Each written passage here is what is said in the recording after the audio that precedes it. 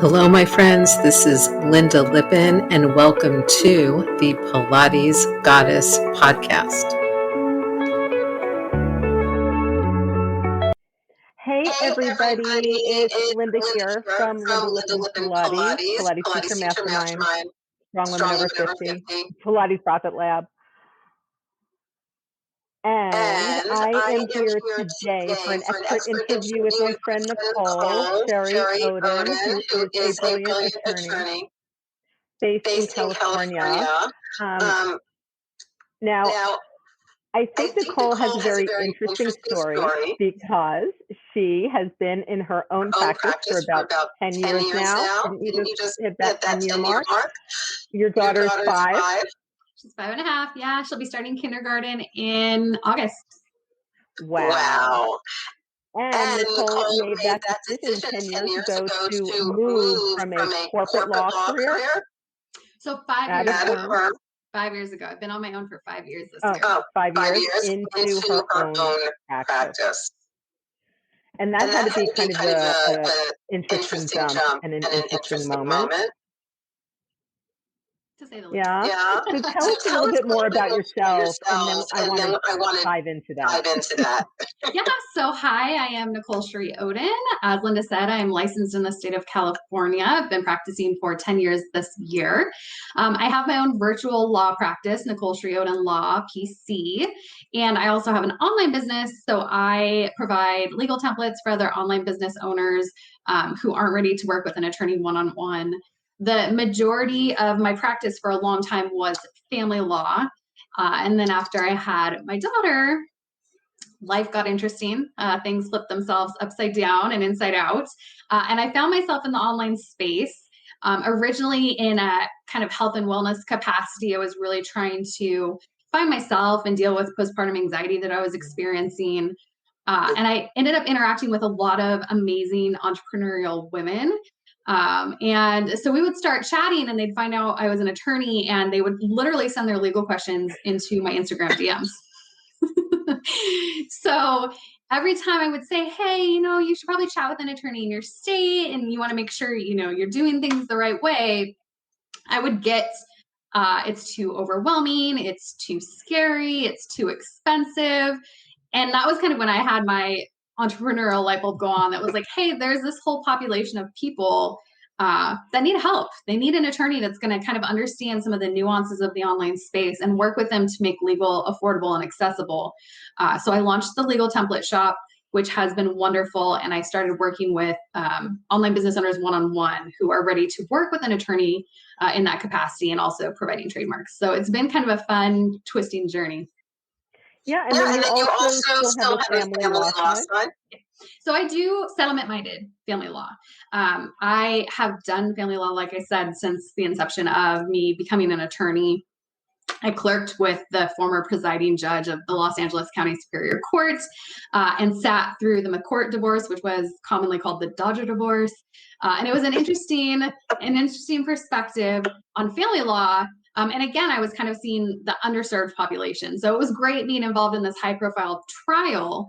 But I was also seeing the people that were in pro per, that were coming in representing themselves, that were, dealing with some very real, raw family law issues. And so that's kind of how I started my career.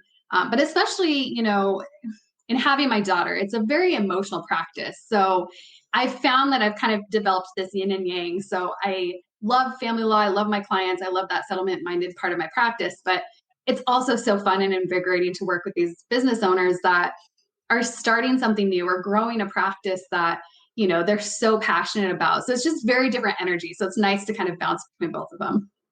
That's awesome. Now, were you pre-law undergrad? Did you always know this was going to be your path? It's funny because since I was like 7, my dad would say, you're going to be an attorney. You love to argue and you always have to have the last word. And that's me. I mean, you ask my husband, that's just my personality. I'm very opinionated and vocal about it. But I did not want to go down that road. I think we all have a very stereotypical view of an attorney. And I was like, no, that's not for me. I actually wanted to be an English professor in college. And so my undergrad degree is in English, rhetoric and composition with a minor in sociology. And it was that minor that really exposed me to actually really wanting to pursue a legal career. I took a sociology of child abuse course, and that was eye-opening. Like, I'm getting chills right now because I just remember going to chat with somebody in the social work department because I was just so impassioned after, exploring these issues. And so I wanted to kind of, how can I help? Like, where can I have a career where I'm helping?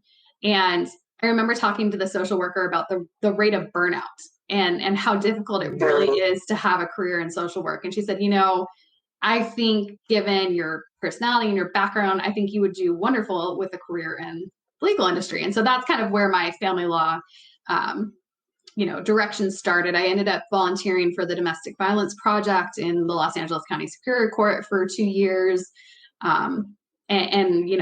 That time was invaluable. And I take a lot of the training and the practical experience with my clients to this day. I don't handle domestic violence matters anymore. It's just something that after having my daughter, the emotional stress of it was a lot. And I think it takes a special person to kind of practice in that area. But I'm forever grateful for kind of that weird change in my trajectory. Yeah. Well, two interesting stories that go along with that is that I was a philosophy major undergrad. So a large number of philosophy and English majors tend to either stay in the field. So I went to the PhD in philosophy, but a bunch of my friends were in philosophy and chose that route. And the other funny story is that my husband and I actually got married in family court. We were scheduled with to do a city hall wedding in Philly, and the judge got sick. But I had all this family coming into New York. So I was set on a date. And my ex-roommate, who had undergraduated with me in philosophy at Purchase, but who went to Penn Law, he was doing family law practice at that point, and he found us a judge. And we actually got married in his chambers. That judge was probably ecstatic. That was probably like one of They were crying. His staff were like, this is the best thing we've had in like months. Yeah. It's because we had the ex there, we had the kids there, we had the, it was a representation of that kind of blending of families. And they loved it. Yeah, I love that. That's such a sweet story. Yeah. So talk to me a little bit about the online space and what you're doing there. I know that you have a focus on trademark law. As you know, I immediately trademarked Pilates Teacher Mastermind when I started using it. I thought to myself, because a lot of times I think as business owners, we think if it's a generic phrase, that we just shouldn't bother trademarking it. But as I found out, because as you know, I did it myself and didn't use an attorney because I'm like that. I ended up on the second register, on the supplemental register, due to the genericness of the term. However, that secondary register still gives me the right to use the registered trademark mark. It also still gives me legal backing if somebody tries to use Pilates Teacher Mastermind. And why is this so important? Oh my gosh, that's a loaded question. So, so I'm just going to give my quick little disclaimer because I always do when I'm chatting legal stuff. So I am an attorney. I'm not your attorney. Everything we're chatting about is just legal education and information. You should always chat with an attorney in your area to make sure that you are taking the right steps for you and your business. Because it really does depend. It's situational, and there are some very broad overreaching concepts, but it's your business and there's nuances that you definitely want to explore. So trademark protection is brand protection at the end of the day, right? So in the United States, there are common law trademarks and there are federally registered trademarks, and they're two distinct things. I think that people like to use the concept of trademark, like I'm going to get a trademark. You don't get a trademark by applying for registration. You have a trademark from the second that you start using that word or phrase or the design, and it's connected to your product. It's a service mark that's connected to a service, and it's being used in commerce, meaning you're selling the goods, you're selling the widgets, or you're coaching and you're actually making sales to coaching clients. So you have that the trademark, quote unquote, from the time that you start using it. In the US, we're kind of a first in use system, but it's protecting that brand that you're building, right? That's where the federal trademark registration comes in. And you can register in your state, but then you only have protection in your state versus the federal registration is across all 50 states. And in the online business world, which is where I focus, it makes the most sense, right? Because we don't know where our customers or our clients are coming from. They could be in California, they could be in Alaska. So having the more encompassing protections makes sense. So yeah, it's just one of those things. It's an asset for your business.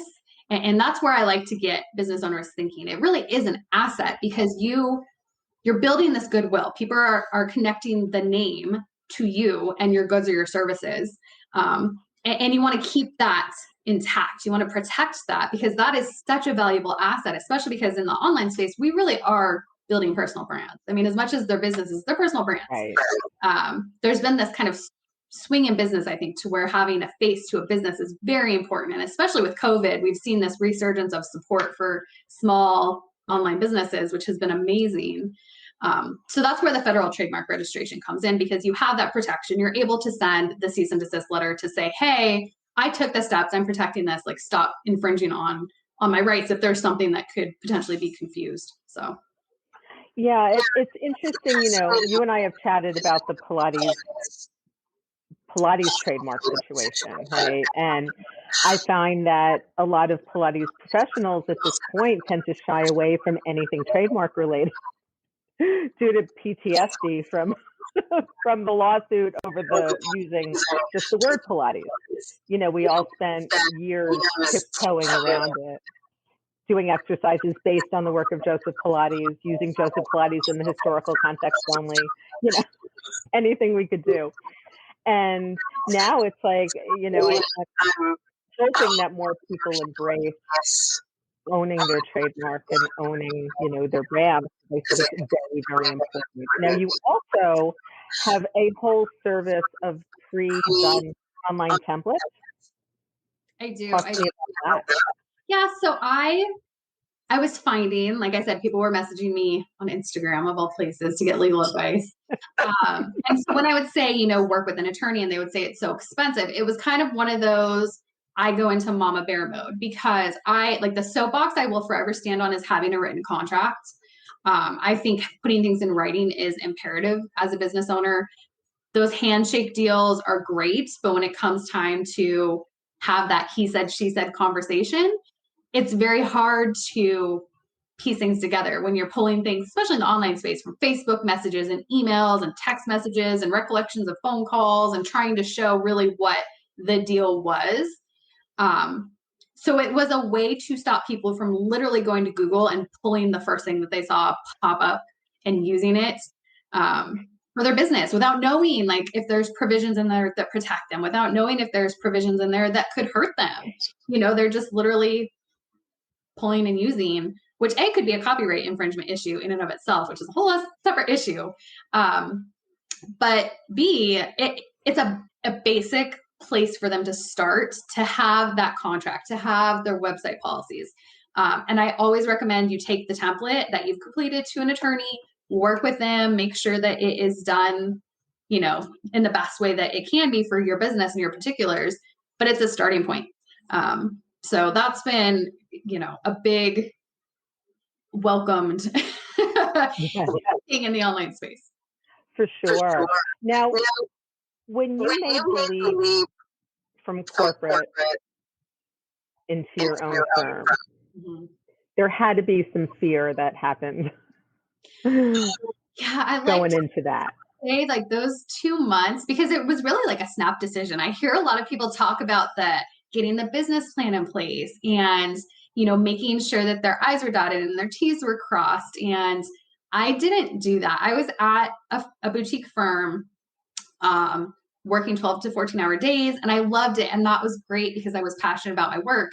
But then after having my daughter, it just didn't work anymore. And I remember I would be crying into the office, on the way to the office because I missed my daughter. And then I'd be crying on the way home because I just knew how much was at the office I needed to be doing and I should be staying later. But I want to get home to my daughter. And it was like this weird push-pull.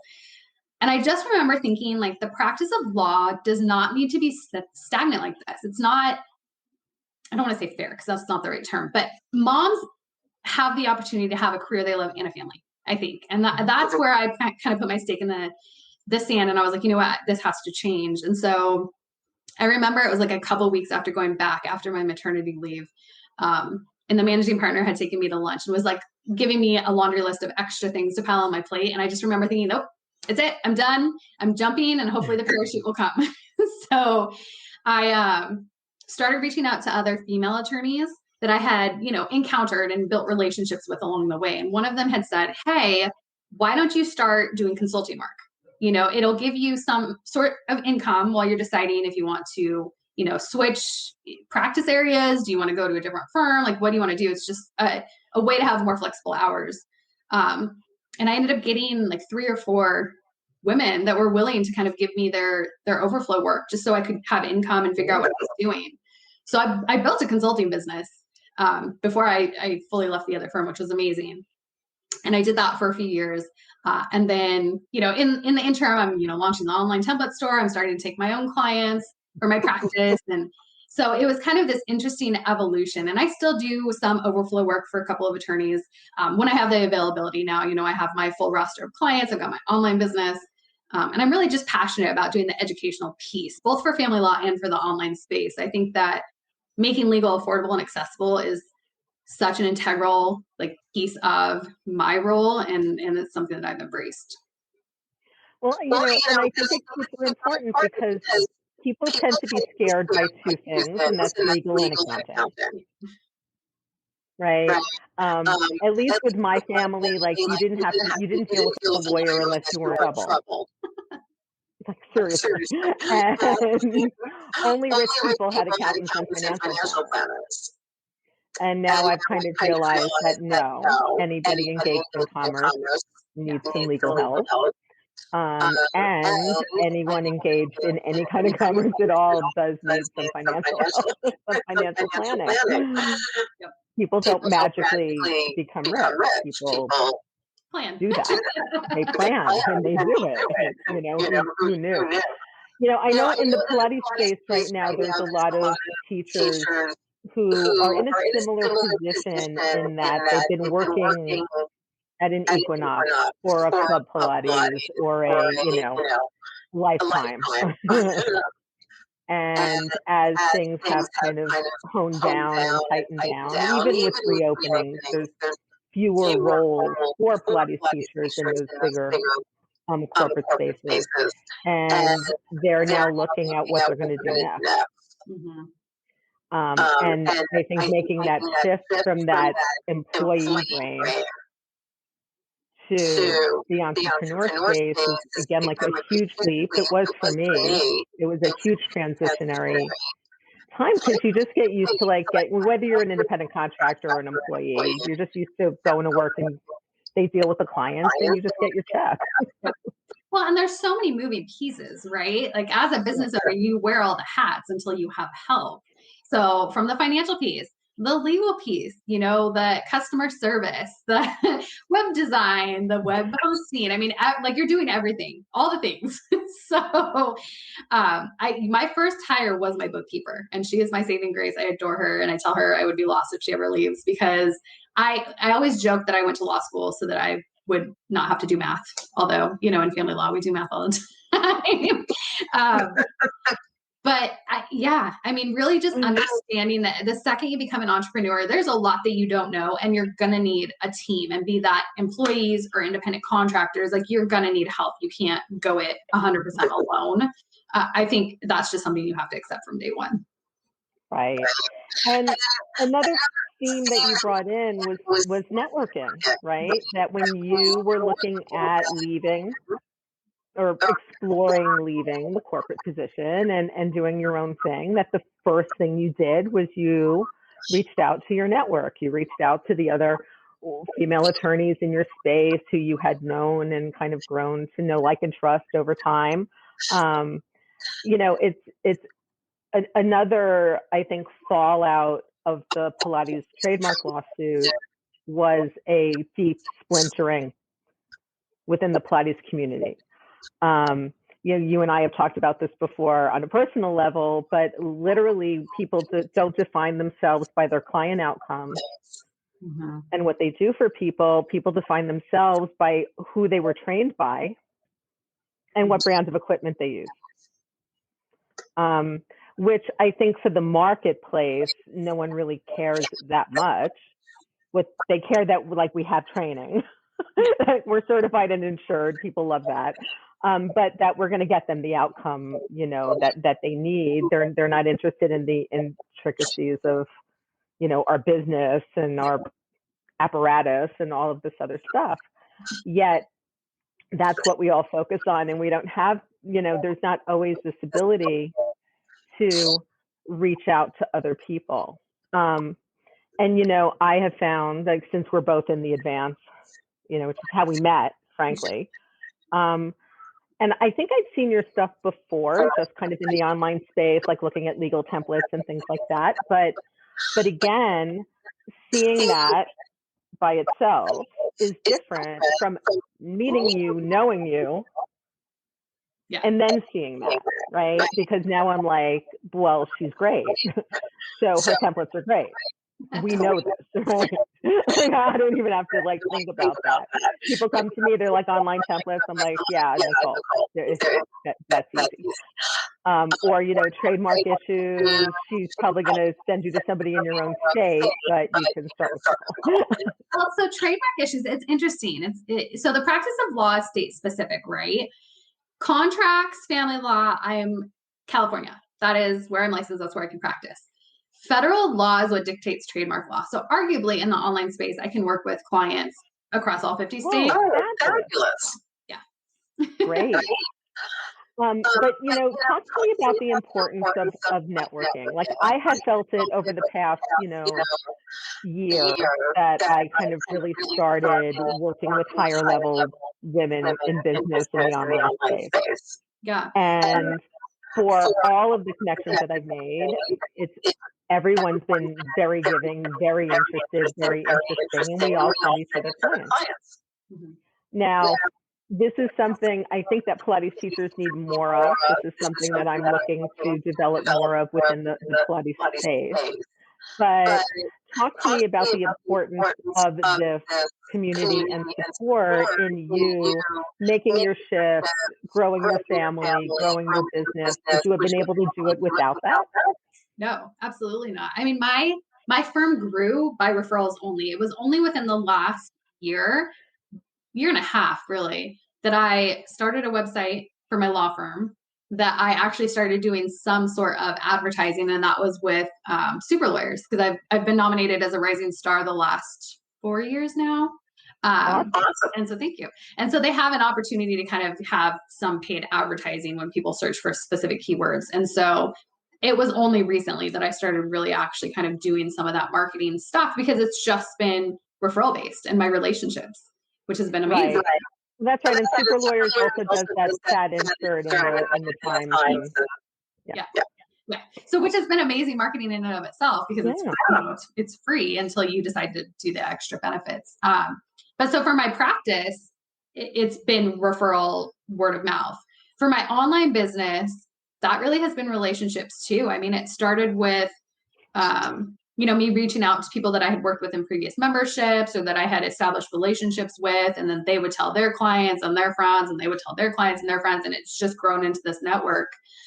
Same thing until like last year, I think was the first time I kind of started dabbling. I tried Facebook ads, stopped Facebook ads. I just wasn't a big fan, and have really focused on my affiliate program, and doing like guest speaking opportunities, because for me, the educational piece, that's where I'm passionate. That's where I enjoy helping entrepreneurs. I enjoy helping people who are going through the divorce. So just being able to make, the presentations, do the podcast interviews, those types of things, have been wonderful. And again, that's through referrals, people who know people who know people. So Exactly.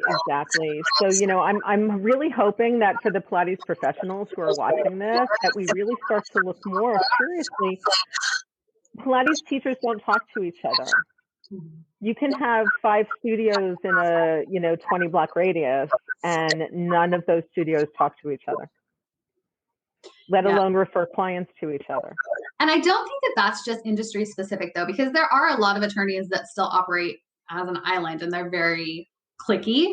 I just choose to think differently and I choose to practice differently. And there are people out there that do as well. I mean, especially like in my family law practice, right? Divorce involves family law issues. It involves estate planning issues. It involves tax issues. It involves I can't handle all of that. That's not my specialty. That's not my area. I have to have professionals that I refer to and that can come in and help and give advice to my clients. And so that's how I look at it in business. Like we all have a special breadth of knowledge. Like you said, you've got specializations in your Pilates practice, right? I know that you work with people who have back pain, and that is something that you excel at and you do wonderfully. There may be somebody who has a different specialty. So maybe a person that reaches out to you would be better served by somebody who has that specialty that you know. And if you flip your thinking, it's not competition. You guys are a community. You guys are working together. And I'm a firm believer that that's going to come back to you. You have to view it differently. Yeah, I think, when we come at it from that abundance mindset, which is, look, I can only handle 10 clients at a time. Seriously, that's all I want to deal with at any given time, except in my group programs and whatever. But for my private one-on-ones, really 10 is max. And there are more than 10 people in the world who want to work with me privately online. And now I just send them to other teachers. I'm like, I used to specialize in diastasis recti and postnatal because I'm in Tribeca, which in New York City is the land of high net worth, large families. So a lot of diastasis recti going on. And so that was my specialty for a while. I don't really handle that anymore. I train other teachers in dealing with it. Now, are you also doing any work with folks in law school, with kind of women who are up and coming in the legal space on, kind of helping to guide them and mentor them? Yeah, so that's something that's kind of new, is me kind of working with my law school, getting into kind of the people transitioning out of law school into this new kind of environment, because we're still in this weird hybrid. There are some firms that are still you've got your COVID shots, get your butt into the office, you need to be in person. There's some that have embraced virtual. There's some that have embraced some sort of a hybrid. And it's super competitive. The job market right now is super competitive. So a lot of people graduating are trying to decide, do I hang my own shingle? Do I go with a firm? Do I go into, a government job? And so that's been kind of a fun transition, is, working with some of the students, which I hope to do more as time goes on. My time is so limited, and just trying to be available for and, she starts kindergarten this fall. So just making sure that I'm at drop off and pick up, which is kind of one of my biggest mom life goals. So. I can totally see that.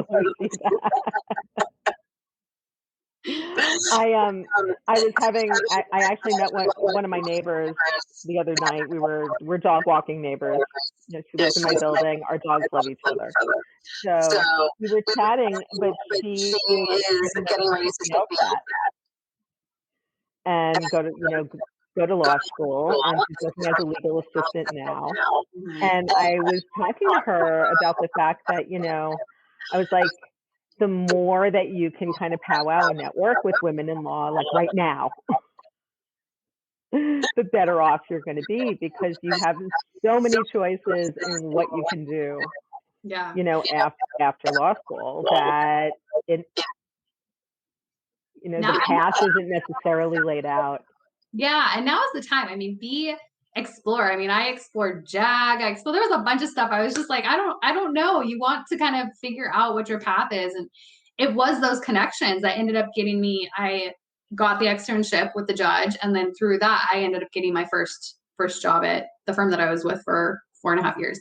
So it really is kind of who you know, quite honestly. Yeah. And look, that's the path within the Pilates world as well. I mean, that's literally, it was clients of mine that opened my first studios. Mm-hmm. That's how that happened. But what's happening now, I think a little bit more, but what's needed even more is more of kind of the folks like me who've been teaching for 32 years and have been there and done that, to be out kind of guiding a little bit the kind of, future generation, because again, it's like the markets, in a way, it's like a tight market, but a wide open market, right? Because we can do so much on our own now. But again, doing it on your own still requires some network of people, because if other people aren't spreading the word, sending you referrals, then you're in a vacuum. Yeah. And if you're in a vacuum, you're only going to do so much. Exactly. Yeah. You're not going to grow. You're like a lone island. So. Exactly. It's funny because I always joke that, of course, I never took the LSAT because I opted for the PhD philosophy route. But of course, I taught critical reasoning, which is a huge chunk of LSAT prep. It's like, let's get ready for the critical reasoning section of the GREs. Let's get you guys ready who are taking the LSAT, and let's you guys ready who are taking the GMAT, right? We can basically, I had like a third of a semester to kind of cover all of those bases. But I remember the LSAT questions being the hardest, because pretty much out of the 4 multiple choice questions, all of them were right. All of them could be argued for, but one was more right Welcome than the rest of them. And it was like, now we have to make these distinctions, in our thinking. And I so love you, Nicole. And seriously, your attitude towards what you do, towards being open and giving, and still maintaining your practice, maintaining your family, maintaining the business, and doing it all. I know you just recently did some hiring. I'm in the middle of doing similar hiring, which, I've been talking to my Pilates teachers and my Pilates Teacher Mastermind VIP program about, like, when you get to that point where you can't juggle it all yourself, you actually have to hire people. Which in a way is easier, because at least we have a pool of like the whole country to hire from. True.